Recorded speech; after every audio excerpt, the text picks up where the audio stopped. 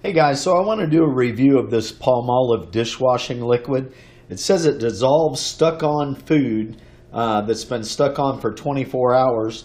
My dishwasher loaded up here with dishes. These things are looking really grungy. Some of these have been sitting for longer than 24 hours. That one's really got the dried on junk. I got yucky stuff down here on the bottom rack too. So we're going to give this dishwashing liquid a try and see what happens. Okay, so we're back. It has been through the wash cycle and clean. Clean. Clean. Clean. Clean. Clean. And look at these things down here that were so nasty dirty. All clean. Clean, clean, clean.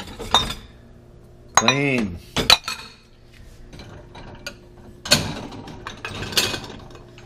Well, there was one right there that has a little bit of dirt stuff on it.